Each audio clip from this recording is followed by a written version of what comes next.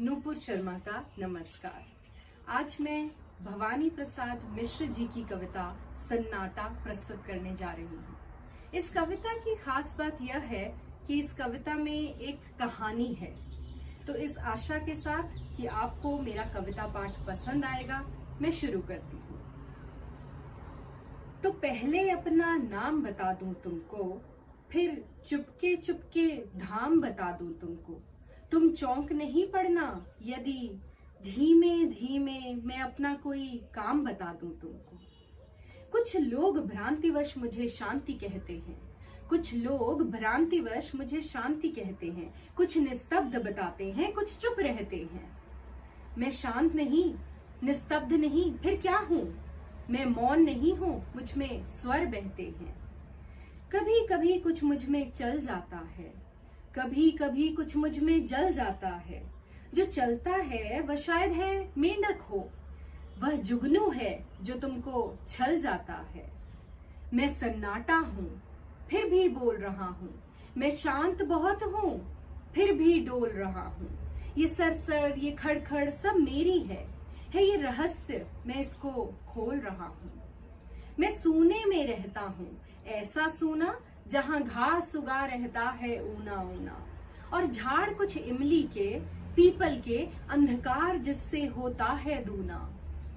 तुम देख रहे हो मुझको जहाँ खड़ा हूँ, तुम देख रहे हो मुझको जहाँ खड़ा हूँ, तुम देख रहे हो मुझको जहाँ पड़ा हूँ।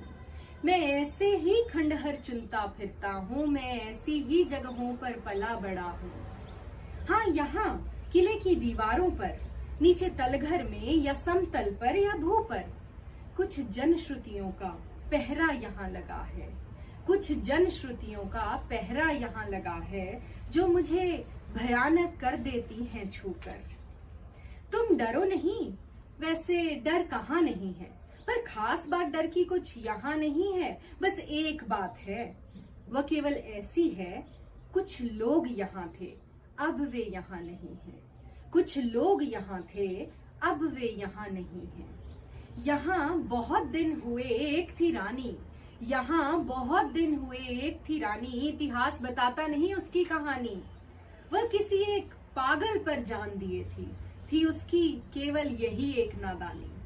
वह किसी पागल पर जान दिए थी उसकी केवल यही एक नादानी। यह घाट नदी का अब जो टूट गया है, यह घाट नदी का अब जो फूट गया है, वह यहाँ बैठकर रोज रोज गाता था, अब यहाँ बैठना उसका छूट गया है।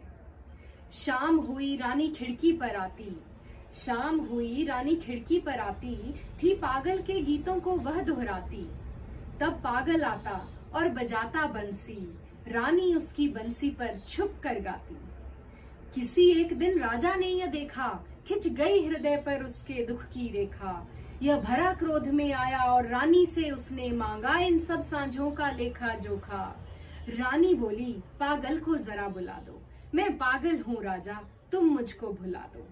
मैं बहुत दिनों से जाग रही हूँ राजा, बंसी बजवाकर मुझको जरा सुला दो। वो राजा था, हाँ, कोई खेल नहीं था, ऐसे जवाब से उसका कोई मेल नहीं था। रानी ऐसे बोली थी जैसे इस बड़े किले में कोई जेल नहीं था। रानी ऐसे बोली थी जैसे इस बड़े किले में कोई जेल नहीं था। तुम जहाँ खड़े हो यहीं कभी सूली थी, तुम जहाँ खड़े हो यहीं कभी सूली थी, रानी की कोमल देह यहीं झूली थी। हाँ, पागल की भी यहीं, रानी की भी यहीं।